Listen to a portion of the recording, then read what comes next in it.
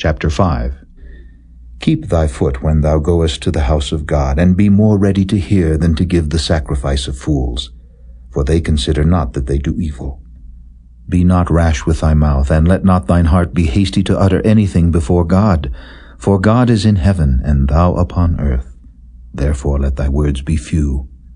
For a dream cometh through the multitude of business, and a fool's voice is known by multitude of words.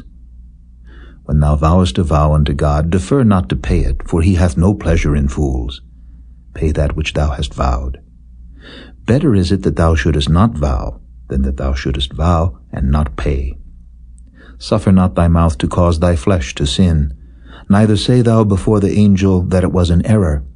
Wherefore should God be angry at thy voice, and destroy the work of thine hands?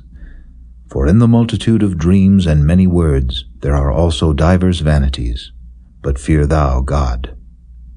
If thou seest the oppression of the poor, and violent perverting of judgment and justice in a province, marvel not at the matter.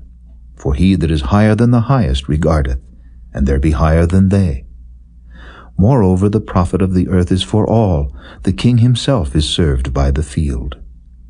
He that loveth silver shall not be satisfied with silver, nor he that loveth abundance with increase. This is also vanity. When goods increase, they are increased that eat them. And what good is there to the owners thereof, saving the beholding of them with their eyes? The sleep of a laboring man is sweet, whether he eat little or much. But the abundance of the rich will not suffer him to sleep. There is a sore evil which I have seen under the sun, namely, riches kept for the owners thereof to their hurt. But those riches perish by evil travail, and he begetteth a son, and there is nothing in his hand. As he came forth of his mother's womb, naked shall he return to go as he came, and shall take nothing of his labor which he may carry away in his hand. And this also is a sore evil, that in all points as he came, so shall he go.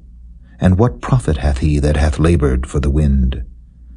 All his days also he eateth in darkness, and he hath much sorrow and wrath with his sickness. Behold that which I have seen. It is good and comely for one to eat and to drink, and to enjoy the good of all his labor that he taketh under the sun all the days of his life which God giveth him, for it is his portion. Every man also to whom God hath given riches and wealth, and hath given him power to eat thereof, and to take his portion, and to rejoice in his labor, this is the gift of God. For he shall not much remember the days of his life, because God answereth him in the joy of his heart.